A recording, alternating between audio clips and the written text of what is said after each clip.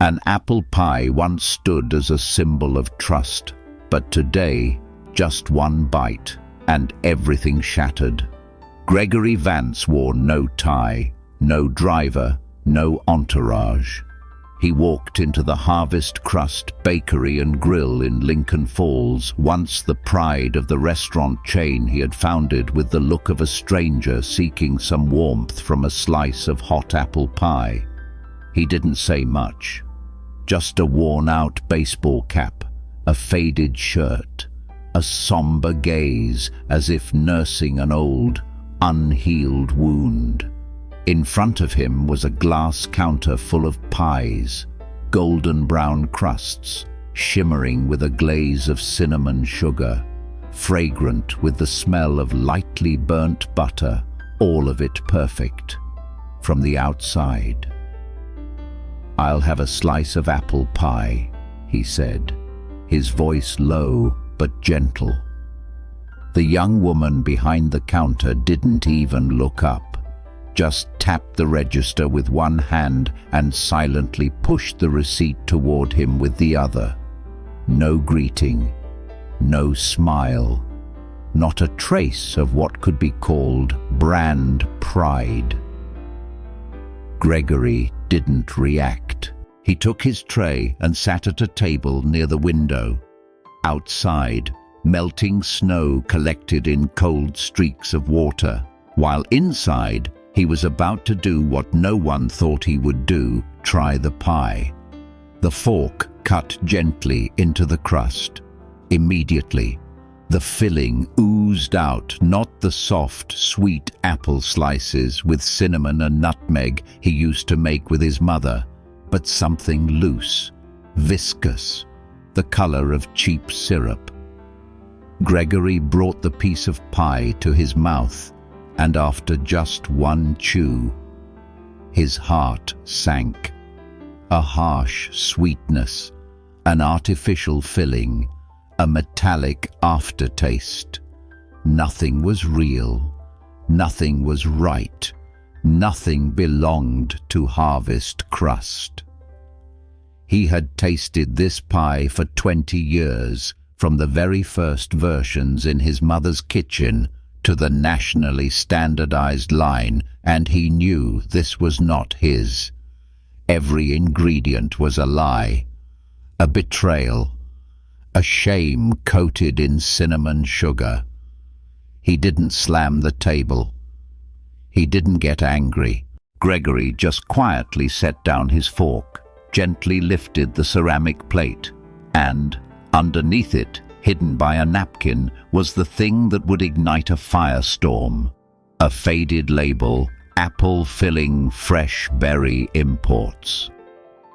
That was not an approved supplier, not in any of the company's systems, completely unreported. And if this had appeared in Lincoln Falls, who knew how far it had spread? Gregory looked around a messy kitchen, indifferent staff, silent customers. He pulled out his phone and texted Natalie, his secret deputy head of operations. "I took a bite." And it was a lie. Then he turned on his camera. Because from that moment on, this was no longer a simple quality check. It was about exposing a system that had betrayed the trust of millions of customers, starting with the very pie tied to his mother's name. Gregory Vance pulled the brim of his baseball cap lower as the glass door opened, a small bell chiming softly above his head. No one looked his way. The employee behind the counter was still tapping on her phone beneath the countertop.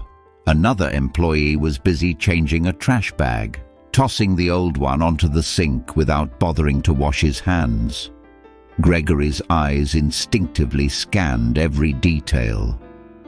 The marble countertop was streaked with dried caramel. The pastry display case was smudged with faint fingerprints. The digital menu screen flickered continuously, advertising a seasonal item from 2 months ago, and especially the smell. It wasn't the fragrant aroma of baked apples that was characteristic of harvest crust. It was a synthetic, chemical scent, like an air freshener trying to cover something up. "This is not my home," he thought to himself. But his face remained calm. To the other customers, this was just an ordinary winter afternoon. But to Gregory, the founder who had personally baked the first pie with his mother 25 years ago, this was sacred ground. He hadn't chosen the Lincoln Falls location by chance. It had once been a source of pride, a bright spot in the reports for 5 consecutive years. But in recent months, the financial reports had started to look murky. Profits were up, yet ingredient costs had dropped sharply, too sharply, and without a single complaint from customers or a flag from the regional manager. Either they're performing miracles or they're hiding a big lie, he thought silently. Gregory brought no one with him, no camera crew, no legal team, just himself and his intuition. He had learned to feel everything from the first spoonful, the way his mother had taught him how to taste real cinnamon, how to recognize the natural texture of properly baked apple skin. And he had learned one other thing. The truth always leaves a trail if you're patient enough to find it. He chose a corner table by the window where he could observe the entire customer area and the secondary kitchen behind it. From here, he could see it all clearly, employees communicating listlessly, customers coming in, sitting, and leaving without so much as a farewell. The kitchen operated like a tired factory. No one smiled. No one greeted anyone. Gregory had once taught his staff that the first words they should say were, "Welcome to our pie home." But here, it seemed no one considered this place a home anymore. He turned to look at the slice of pie that had just been brought out. A light steam rising from the melting vanilla ice cream beside it. It looked right golden, with a lattice top as pretty as a picture. But that rightness, it made him afraid. Because the most skillful lies always wear a perfect disguise. He didn't eat it right away. He looked around, observed every expression on the employees' faces, every small action. Then he bent down and gently pushed his fork into the middle of the slice. The crust broke smoothly. But inside, the filling that spilled out was not warm. Soft apple chunks. There were no varied thicknesses, no scent of cinnamon, no natural viscosity from caramelized sugar. Just a thick, glossy, gelatinous goo. Gregory wasn't surprised. He just gave a slight nod. His senses had not been wrong. The real story had just begun. The moment the fork touched the crust, Gregory knew. He had been baking this type of pie for 2 decades without machines, without a written recipe, just by seeing how the filling reacted when cut. He knew. And this time the filling didn't breathe as it usually did. It didn't gently crumble into individual slices like natural soft apples. It flowed. It flowed out as if squeezed from a plastic tube. A layer of liquid shimmered like syrup, thick as glue, and had a faint metallic glint under the light. Gregory didn't even flinch. He just quietly used his fork to pick up a small piece and bring it to his lips. A bit of warmth, the smell of vanilla, and then immediately the shock to his taste buds hit. Not apples, not spices, not memories. It was a harsh sweetness, sharp and acrid like melted industrial candy. Something artificial, soulless, with no trace of being handmade, of being real, of being human. Gregory chewed slowly. Each chew felt like a betrayal. The thing in front of him was not the product he had promised his mother he would never change. He put the fork down, took a deep breath, and then gently lifted the ceramic plate. Underneath, caught on a carelessly folded edge of a paper napkin, was what he needed to see. A faded printed label, apple filling, fresh berry imports, batch Modelo 3821. Gregory recognized it immediately.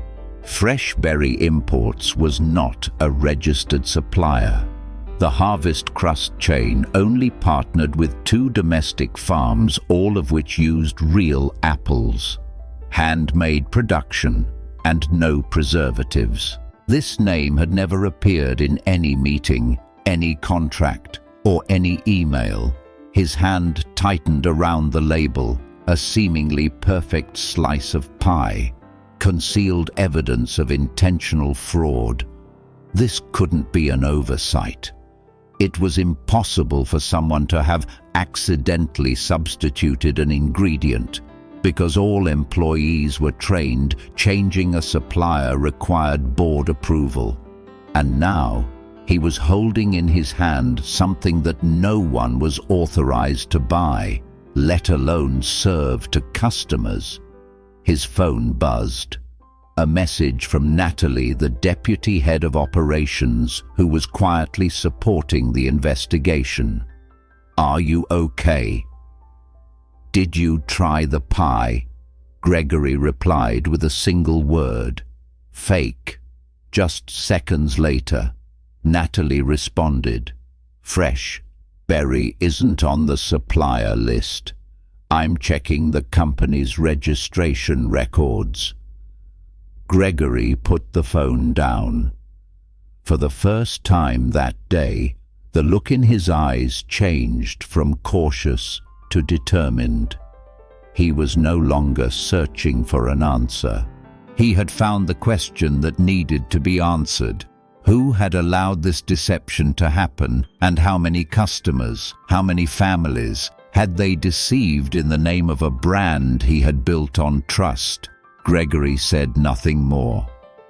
He carefully folded the label and put it in his jacket pocket. Then he turned his head and looked straight at the frosted glass door with the words, "Authorized personnel only." Behind that door was the woman he was about to confront. The woman who had been the manager for 10 years. The one who had once been the most trusted. Her name was Amanda Rowe. And from this day forward, Gregory would no longer call her a teammate. Gregory sat back down in his chair, his eyes fixed on the frosted glass door behind the prep area. That room, the manager's office, where the computer, inventory records, shift logs, and invoices were kept. And perhaps also the place where many things that were not meant to be seen were hidden. His phone buzzed again. A message from Natalie Freshberry Imports was established last year, registered in Delaware. No history of food operations. A few seconds later, another message appeared. Legal representative's name, Connor Rowe. Gregory stared at the name, Rowe. The same last name as Amanda Rowe, the manager of the branch where he was sitting. He texted back, simply, "Related." Natalie replied within 30 seconds. "Brother. Immediate family. I'm pulling the financial data."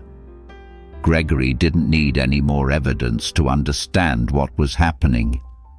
Freshberry Imports wasn't just an illegal supplier. It was a front, a shell company set up to move cheap ingredients into the system, then boost profits by hiding the real costs. From the counter, a young employee glanced nervously in his direction, then turned to whisper something to another person. The rumor was spreading. Someone was starting to suspect this man was not just a customer. Gregory put his phone down, lifted his head, his eyes sharpening, not out of anger, but because he had just realized the severity of this betrayal. This was no longer a story about a bad-tasting slice of pie. This was the story of an organized conspiracy, concealed by the very person he had once trusted the most. Just a few weeks ago, he had signed a commendation for Amanda for maintaining profits that exceeded expectations. Now he understood the price of those profits was the customer's trust, used as collateral. Natalie called. Gregory pressed the phone to his ear. Her voice lowered. "Greg, we just discovered that Freshberry has been receiving regular payments from this branch for 4 months. All of them signed by Amanda Rowe, and specifically, each invoice was broken down to fall below the internal audit threshold." Gregory paused. He closed his eyes. It was an overly sophisticated trick, slicing the expenses into smaller amounts to avoid detection by the routine check system. "She didn't just know what she was doing," Natalie said. "She calculated it so that no one could easily trace her tracks." Gregory nodded, his voice as steady as steel. "Keep all the documents. Don't make a move for now. I want to see her reaction with my own eyes when she's confronted with the truth." Just as he ended the call, a figure flickered behind the frosted glass door and then disappeared. The office door opened a crack. A young employee stepped out, whispering something to the cashier. Both of them glanced toward Gregory. Amanda definitely knew, and she was planning her countermove. Gregory stood up, taking his half-eaten plate with him. He walked straight to the counter, a faint smile on his face. "May I have the store's phone number?" he asked. The girl was startled, stammering. It's on the website, sir." "Well, that's all right," he said, taking out his phone and dialing the exact number he had memorized years ago. A phone rang inside the office. From behind the glass, he saw Amanda, in her plum-colored cardigan, look up, staring at the ringing phone. After a moment's hesitation, she picked up the receiver. "Hello, this is Harvest Crust, Amanda Rowe speaking. How may I help you?" His voice no longer needed a disguise. "Amanda, it's me, Gregory Vance. I'm sitting at table 4, right by the window. We need to talk." A dead silence. Amanda seemed to freeze. She raised her head, looked through the glass door, and, at that exact moment, he gave a slight wave. No anger, no drama, just a calm gaze, as if he already knew everything. She had no choice but to come out, because the truth was now waiting, lying right on the table. The office door opened. Amanda Rowe stepped out with the calm demeanor of someone well accustomed to handling unexpected situations. Her hair was neat, her cardigan uncreased, her shoes spotless. if not for the slight clenching of her jaw and the look in her eyes that had just discovered something impossible to hide. She looked like the very model of a diligent manager. "Mr. Vance," she said, forcing a smile to her lips. "It's an honor to have you. If only we had known you were coming." "You didn't know," Gregory interrupted, his voice softer than a breath. He pointed to the empty chair across from him. "Sit." A few employees had stopped working, stealing glances. No one said anything, but the atmosphere in the shop grew as thick as burnt honey. Someone whispered softly. Another pretended to wipe a tabletop just to stand closer. Amanda sat down, keeping her back straight and her hands clasped tightly together under the table. Gregory pushed the plate toward her. "Take a bite," he said. Amanda blinked, momentarily surprised. "Sir, this pie, eat it." His voice wasn't loud, but it had force, like a deadbolt locking onto the truth. Amanda picked up the fork, trying to hide the trembling in her hand. She cut a small piece, too small to really taste, but Gregory said nothing. He just watched. She brought the piece of pie to her lips, chewing slowly, too slowly. Her expression didn't change, but her throat swallowed softly, then hitched. "Well?" Gregory asked. Amanda put the fork down. "It's a little sweeter than usual," she replied, her gaze averted. "But sometimes each batch can have slight variations." "No," Gregory said definitively. "Not when it's made with the correct recipe. Not if it uses real apples. Not if it's a harvest crust. This piece of pie is not ours." He pulled a small object from his jacket pocket, a faintly printed label with a supplier's name, Fresh Berry Imports. Then he placed it gently in the middle of the table, like someone playing a trump card in a poker game. The color drained from Amanda's face. In an instant, every layer of her confident composure peeled away like cracked porcelain under pressure. "Explain," Gregory said. "I'm listening." She was silent. Then she gave a slight nod, her lips pressed tightly together. "We ran into supply issues. The price of fresh apples went up 60% from last season. If I kept buying from the old supplier, the store would lose money every month." "And you chose to cut corners," Gregory said, his eyes never leaving hers. "You chose to use unapproved ingredients. You chose to remain silent. And most importantly, you chose to put profit above the value of the brand I built." Amanda took a sharp breath. She straightened her back. "You don't understand what it's like on the front lines, facing short orders, customer complaints, costs skyrocketing every week.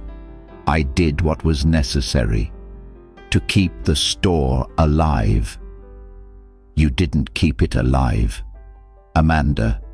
You poisoned it with sweet deceit. And worse, you did it systematically." Gregory tilted his head. "You knew the company has a contractual commitment not to use ingredients outside the approved list." She didn't argue. She just breathed harder. Gregory took out his phone, already open to the voice recorder, and placed it on the table. "We're sending a sample for testing," If you have anything to say, now is the time." Amanda's face slowly hardened. Her eyes, once the pride of the system, were now filled with calculation. "Then I want a lawyer present," she said. Gregory nodded. "That's your right." He stood up, collecting the label and the plate of pie into a document bag. No one said another word. But before leaving the table, he leaned in and said softly, just enough for her to hear, "If your profits are built on lies, then you'd better hope they don't collapse as quickly as the filling in that pie." Then he walked away, slowly. Each step was a declaration of war. The next morning, while the sky was still overcast and streaks of mist still coated the glass on the storefront, Gregory Vance walked into Harvest Crust, Lincoln Falls once again. But this time, he wasn't the founder. He was Jameson, a regional quality inspector, assigned to conduct a periodic evaluation, a navy shirt, khaki pants, a temporary employee name tag clipped to his left breast with the words "Quality Assurance, Golden Division." Accompanied by a black clipboard, inside was everything he needed to follow the trail. No one recognized him. Under the non-prescription glasses and the stern demeanor of an internal auditor, Gregory seemed to have become a different person. The young employee on shift, his name tag read Mason, came out, a bit hesitant. Hello, Mr. Jameson. I was told you'd be stopping by today." Gregory nodded, shaking Mason's hand firmly as if they'd never met. "I won't interfere with operations. I just need access to the inventory records, supplier invoices, and to inspect the ingredient storage area. Standard procedure." Mason led him through the kitchen area, past rows of pie racks, to the office where Amanda was usually stationed, but this morning she hadn't arrived yet. "Amanda has been working the afternoon shift lately," Mason said. "Everything is saved as soft copies and hard copies in the file cabinet." Gregory nodded. "Good. Let me see." When Mason left, he locked the door, and just as planned, the simulation software from Natalie unlocked the internal data system. On the screen, 2 files appeared. One was the official report, recording only the legitimate suppliers. The second was a strange file, hidden deep within the system, with a faint title, Vendor Alt. Gregory opened it. 18 invoices, all under one name, Freshberry Imports. All were filed under a local initiative category, completely undetected by the auditing system. Delivery dates, confirmation dates, digital signatures, and the one who approved the payments, Amanda Rowe. Gregory printed out 3 copies, one for later comparison. The other 2 he tucked into his clipboard, beneath a blank sheet of paper. After that, he texted Natalie, confirmed 2 sets of books, have copies. Natalie replied immediately, "My team just found the same thing at another branch, same procurement model. They're not alone." Gregory felt his stomach tighten, not from fear, but because a terrible question began to surface. Was this just one rogue store or an entire network? He walked out of the office and went straight to the walk-in freezer behind the kitchen. The heavy door swung open, and in the dim light, he saw the containers bearing the official Harvest Crust logo were placed out in the open, while the unlabeled boxes, white, with strange codes taped on them, were hidden in a back corner, hastily covered with an old cloth tarp. Gregory bent down and gently opened one of the boxes. Inside were bags of thick apple filling, sealed in heavy-duty nylon, with no labels, only a code, LO3821, the exact same code from the label he had found under the pie plate. "They're not just hiding it," he muttered. "They're organizing the concealment, systematically." Suddenly, footsteps sounded behind him. Gregory immediately closed the box, adjusted his clipboard, and turned around. It was a kitchen staffer, Devon, around his early 20s, with messy hair and a tense expression. You're the inspector, right?" Devon asked quietly. "Is something wrong?" Gregory gave a slight nod. "Just a quality assessment." Devon looked down. Then he lowered his voice. "There's something not right here. You know that, don't you?" Gregory paused. For the first time all morning, he saw a gaze that wasn't avoidant, wasn't fearful, but was hoping someone would listen. And he knew this journey had only just begun. Devon didn't leave right away. He stood hesitating between the walk-in freezer and the dim, hazy light of the kitchen line, his hands ringing and unringing. Gregory didn't press him. He just nodded slightly and spoke in the voice he had once used when hiring his very first apprentice cook. "If you have something that feels wrong, this is a safe place to say it." Devon swallowed hard, his eyes fixed on the floor, as if he were weighing truth against personal safety. Finally, he spoke, his voice as quiet as wind slipping through a crack in the door. "She doesn't need to threaten. A single glance is enough to understand there are some things you're not allowed to ask." "She being Amanda?" Gregory asked, though he already knew the answer. Devon nodded. 3 months ago, Carlos, he used to be the assistant manager, started getting suspicious. He told me, "Devon, this apple filling, it smells like industrial gelatin. I used to make wedding cakes. I know what's real." "Jason, he said he was going to report it to the company's ethics hotline." Gregory tightened his grip on his pen. "And what happened to Carlos?" "Just 3 days later, he lost all his shifts. From 38 hours a week down to 8.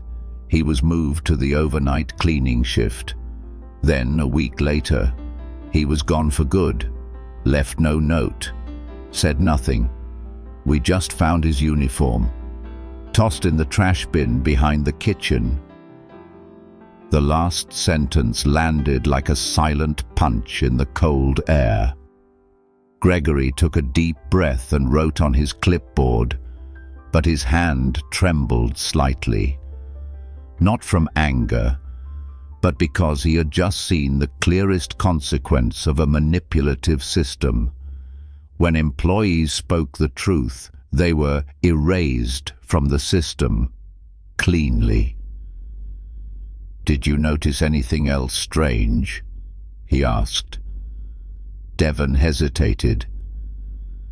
"There were some shipments that arrived early in the morning, off schedule, no company logo, just a white, unmarked van." "The recipient?" Devon nodded, whispering as if afraid of being overheard. Only Amanda. She made it clear no one else was to touch the shipment. When the van arrived, she would lock the walk-in freezer. No one was allowed near it.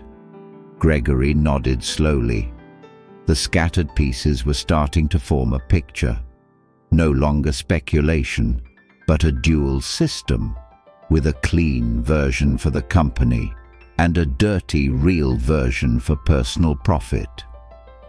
"What about the other employees?" Gregory asked. "Did anyone ever speak up?"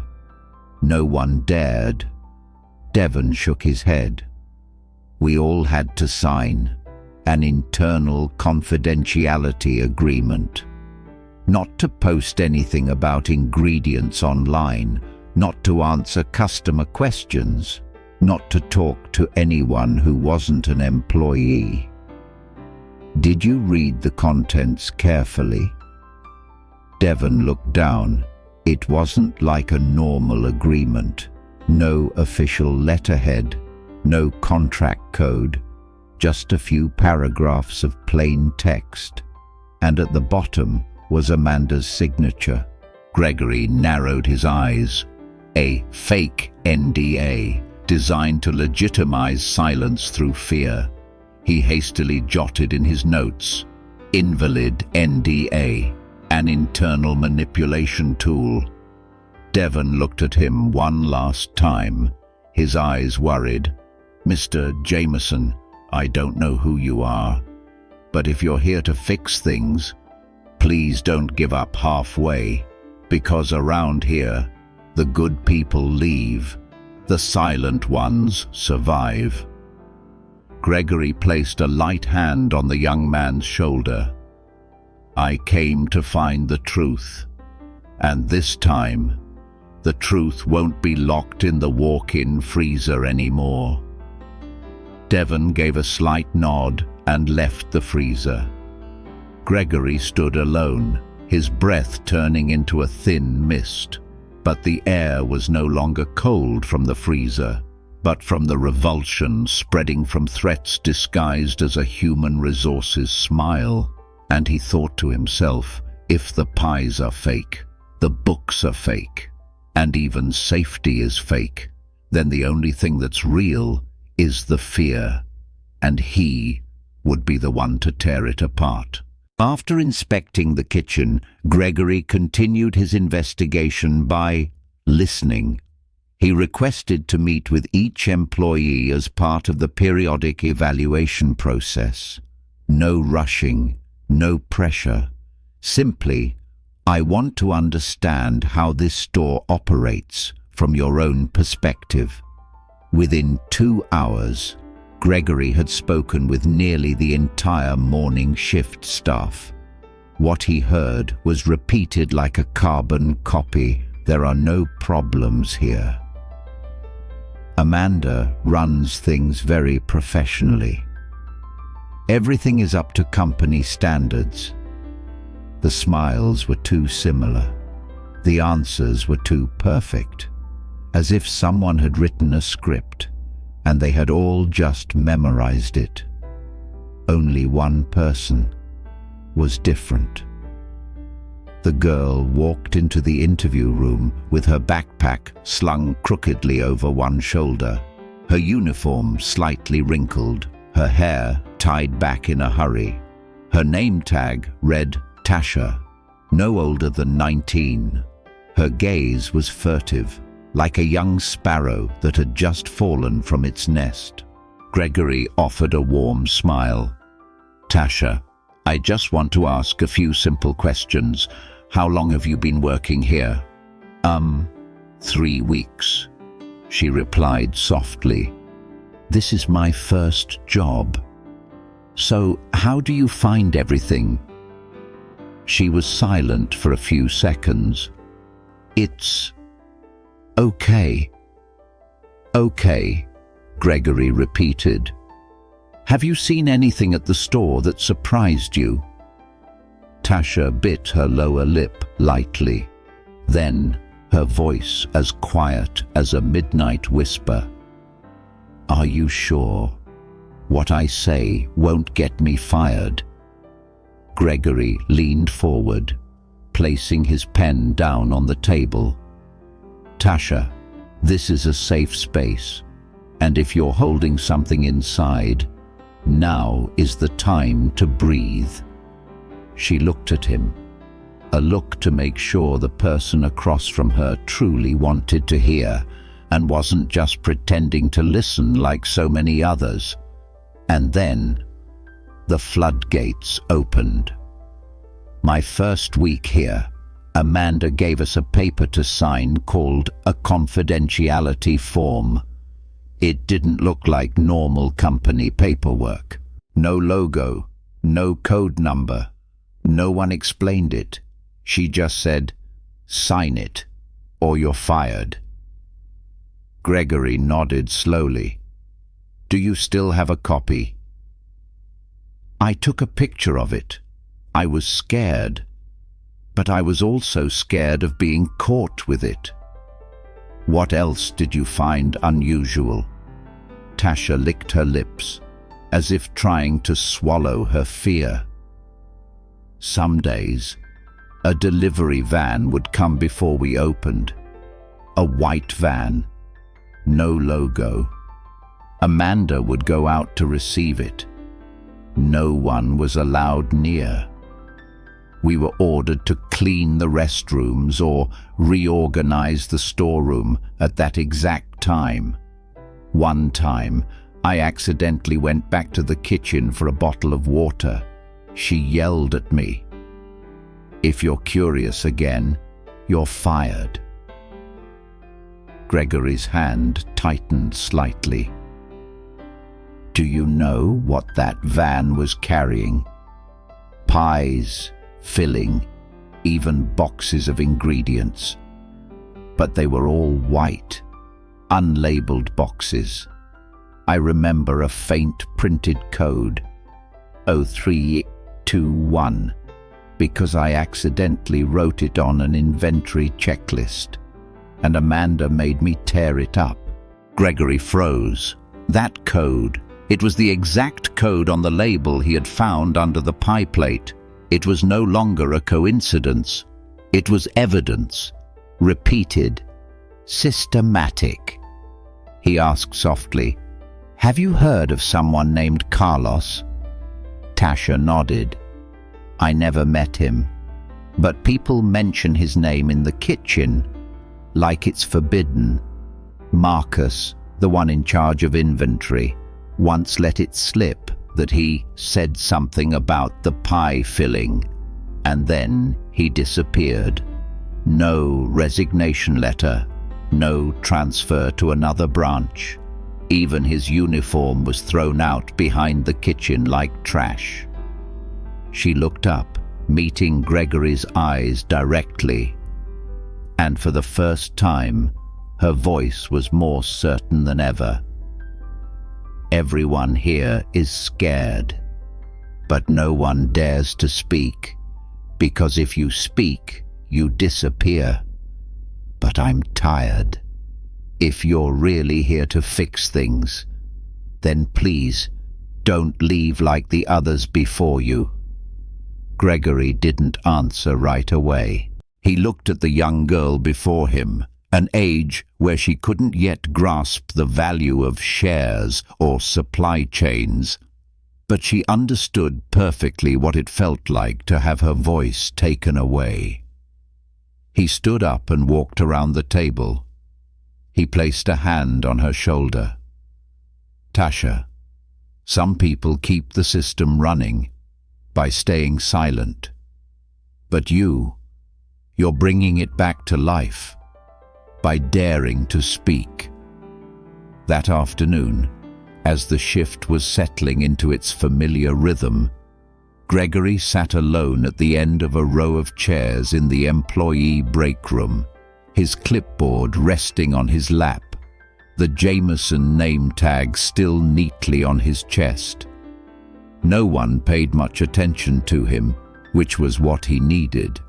The less he was noticed, the more he could see. A door creaked open. Marcus, the afternoon shift leader, peeked his head in. his voice lowered to a whisper. "Mr. Jameson, a delivery van just arrived." Gregory checked his watch. Thursday, not a delivery day. "What kind of van?" he asked. "The white one, no logos, not on the schedule. Amanda just got here and told everyone to stay away. She's handling a special shipment." Gregory shot to his feet, thanked Marcus, and crossed through the kitchen area where employees were pretending to be busier than usual. But no one said anything. No one looked directly at the freezer door. From a distance, he saw it. The white van, its back doors open, unmarked boxes being pushed out by a driver in a hoodie. No logo, no invoice, no certification whatsoever. And Amanda stood there, her uniform perfectly pressed, personally pushing each box into the walk-in freezer before locking the door. No employee was allowed near. No one dared to ask. Gregory quietly moved closer to the kitchen area, hiding behind a rack of drying racks. He took out his phone and started recording. The camera captured Amanda locking the freezer door, entering the code, and then signaling for the driver to leave. One of the boxes tilted, revealing the code LO3821 written in black marker. She turned back, her face stern, her eyes scanned over the employees, then stopped on Marcus. "Manage the front counter for me. I'm going to the office for a bit." Gregory immediately stepped forward, trying to keep his voice calm but firm. "Excuse me, Amanda. As per QA protocol, I need to inspect the hard copy of the delivery receipt from that shipment." She didn't blink, showed no sign of panic. She just said, her voice as flat as the cold stainless steel counter, "That's not necessary. I've already entered it into the system." Gregory didn't move. "I still need to see the paper invoice. The inspection protocol allows for no exceptions." A silence hung in the air. Amanda tilted her head slightly, a half smile playing on her lips, the kind of smile Gregory had seen in shareholder meetings, when someone knew they were about to be challenged, but still thought they were in control. "You can come to the office," she said, then turned and walked away. Gregory followed, but before entering, he gently removed the Jameson name tag from his chest and put it in his pocket. Inside, once the door was closed, Amanda sat down behind her desk. Gregory remained standing. He pulled a new employee ID from his jacket pocket, not QA, but a founder's card, printed with the name Gregory Vance, founder. He placed it on the desk, gently, but as if he had just dropped a bomb. Amanda didn't move for 3 seconds, only her eyes widening, glaring as if she had just been stripped of her power. Then slowly, she sighed. "I knew it. I knew I'd seen you somewhere before." Gregory didn't nod, didn't confirm. He just said, his voice quiet but as hard as cooled iron, "The last time I personally handled an investigation was 7 years ago. But I'm back today because you didn't just steal ingredients. You stole my mother's name, the person who taught me how to make my first apple pie." There was no defense left. Amanda leaned back in her chair, staring at him, trying to hold on to the last vestiges of her confidence. "What are you going to do?" she asked. "Fire me. Call the lawyers. Create a scandal. Go ahead." Gregory leaned down and took out his phone. He played the video of the delivery. "No scandal needed," he said. "Just the truth. And it is already writing its own script." A knock came at the door. Marcus peeked his head in, looking flustered. "Sorry. There are people here from the regional office. A woman named Natalie, and a lawyer, and 3 people from internal security." The color drained from Amanda's face. Gregory walked to the door, turning his head back one last time. "If you have anything true left to hold on to, you'd better say it now, because the freezer door you locked today is where your career will be shut away forever." The office door swung open. Gregory stepped out first. No longer Jameson, but Gregory Vance, the founder of Harvest Crust, with the eyes of a father who had just seen his childhood kitchen defiled. Right behind him, Natalie appeared, in a sharp business suit, holding a neatly clipped file of documents. Beside her were 2 lawyers representing the corporate legal team and 3 men in dark suits, internal security tags on their chests. Without a word being shouted, their presence silenced the entire store. Ice cream scoops froze in midair. An oven timer went ding, but no one pulled out the pies. The cashier looked around, her lips slightly parted, her hand still frozen on the POS screen. Marcus stood as still as a statue. Gregory stepped in front of the counter. His voice rang out, not loud, but each word as clear as a bell chiming against cold stone. "My name is Gregory Vance. I am the founder of Harvest Crust. And I am announcing that, as of this moment, the Lincoln Falls branch will be temporarily closed for an internal investigation." A murmur, the sound of a falling tray. A sharp, choked gasp. He raised a hand, calling for silence, then continued, "If you work here and have never known of any wrongdoing, you are not to blame. You will be protected. But if you knew, and you were complicit, you have betrayed this brand, and you have betrayed people like me, like my mother, who once believed that every pie, when it leaves the oven, must be the truth in every layer of its filling." Tasha stood behind the counter, her hand covering her mouth. She wasn't crying, but her eyes glistened. Marcus bowed his head. Devon stood pressed against the freezer door, his hands clenched into fists. Gregory continued, holding a report. "We have discovered a supply chain from an unauthorized vendor. These orders not only violate our contracts, but also contain ingredients not approved for use in children's food.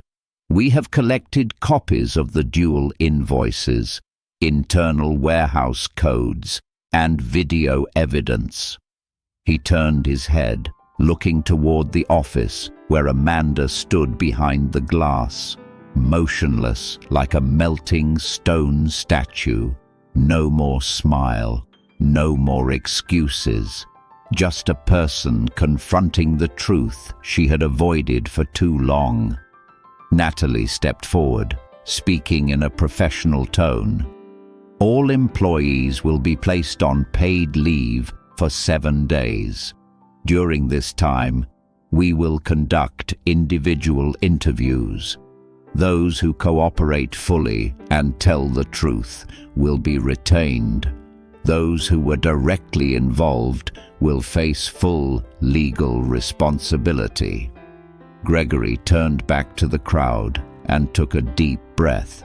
Then he spoke, no longer as a CEO, but as a father, a teacher. If any of you ever wondered, if anyone was watching, if anyone was truly listening, today the answer is yes. We were listening, and now we are fixing what was done wrong. The space broke, not with applause, but with a collective, released silence. A silence that was no longer forced, but the silence of people who had just been freed from the shackles of fear. Tasha placed her hand on the counter, as gently as touching something sacred. She looked at Gregory, the man who had walked in as an anonymous guest, now stood there as the one who had unlocked the soul of the bakery. 3 months later, the early summer sun slanted through the brand-new glass of Harvest Crust, Lincoln Falls. The store had changed. No more frosted glass obscuring the truth. Now, there were transparent panes where customers could look straight into the kitchen, see the employees' hands making the pies, see every ingredient, every action. Right below the hanging menu, a new wooden plaque had been mounted. Every slice is a promise, and we will never break our word. Gregory Vance stood silently by the oven, looking at a fresh tray of apple pies that had just been pulled out. The warm scent of cinnamon mingled with golden brown butter, making the air in the shop feel like a memory of his entire childhood. This is the smell, he thought to himself, not just of pie, but of trust. Beside him, wearing a dark red polo shirt with the word manager on it, was Marcus, the man who once bowed his head in silence, now stood tall as the person in charge. "This week's numbers are better than expected," Marcus said, his face radiant. "Sales are up 28%. More regulars are coming back. And the Kitchen Tour for Students program is fully booked for the next month." Gregory nodded. "Because they don't just come to eat. They come to believe." At the counter, Tasha was guiding a group of students wearing name tags. She explained the different types of natural thickeners, explaining why the chain now only uses ingredients with a QR code for traceability. On her new name tag, the word shimmered in silver, Assistant Manager Tasha Lee. As the group of students moved to the kitchen demo area, Gregory turned to look at them. Then he stood before the tray of apple pies and lifted a freshly cut slice. The filling inside didn't spill out, but had a soft ripple, holding the shape of each apple slice, just as his mother had taught him. A real pie doesn't run, it holds its shape, because the truth knows how to hold itself together, too. A little girl raised her hand and asked, "Have you ever caught anyone making fake pies?" Gregory paused, then smiled. "Yes," he replied. "And we brought them to justice." The room fell silent, as if listening to a fairy tale. Elsewhere, the evening news reported, "Today, the state court sentenced Amanda Rowe to 6 years in prison for commercial fraud, violating food standards, and employee intimidation. Her accomplice, her brother, the owner of Freshberry Imports, has been permanently banned from the food industry. Related branches have been closed for comprehensive restructuring. Gregory turned off the TV. He didn't need to hear any more, because what he cared about wasn't the sentence, but the people who survived it. That evening, after the store had closed, Gregory gathered the entire team. Those who had once kept silent were now laughing. Those who had once wanted to give up were now discussing ideas for a new menu. No more suspicious glances, no more whispers behind backs, only the sound of trust returning, like a newly fired-up oven. Gregory looked around, then walked to a wall where a new wooden frame had been installed. He hung a small plaque on it. The letters were carved deep. Simple yet resonant integrity is the ingredient that cannot be faked. Applause rang out, not thunderous, but full of pride. On his way out the door, he stopped by Tasha. She was still organizing the list of students registered for next week's experience. Gregory asked gently, like a teacher asking a former student, "What have you learned after all this?" Tasha looked at him, her eyes bright after months of being suppressed. Then she said that here, we don't just bake pies, we're keeping a promise. Gregory smiled and nodded. Then he stepped outside, where the sunset dyed the bakery's awning gold. When Gregory Vance opened the shop each morning, he didn't just check the oven temperature or the crispness of the pie crust. He looked into the eyes of each employee to make sure the trust had returned. And it truly had returned. Not because the signs were brighter or because the pies were tastier, but because everyone in the shop had chosen to live truthfully, to do what was right, to stand on the side of decency, no matter the cost. A slice of apple pie might sound simple, but if you had lived through this story, you would understand. It was where a mother's memory was kept. It was the image of a national brand. It was a place where people believed that some things should never be changed, no matter how profits rose or fell. And from that same slice of pie, a system of deceit was exposed. A seemingly perfect chain of stores was reformed. And those who had been forced into silence now had a voice. Gregory didn't need all his employees to be loyal to him. He just needed them to be true to themselves.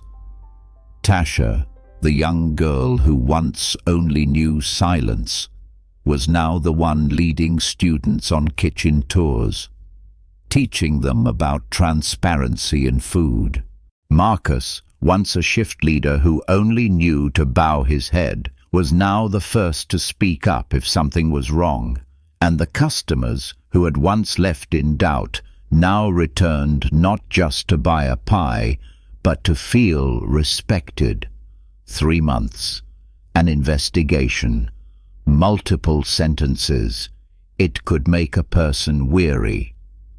But Gregory knew some things were worth fighting for, because when you protect the truth, you are also keeping a promise to the past and opening a door to the future. Today, if you visit Harvest Crust in Lincoln Falls, don't just order a slice of pie. Stop for a moment. Smell the cinnamon. Watch the hands making pies with bright eyes. And remember, the truth doesn't need advertising. It only needs to be tasted once, and it will stay with you forever.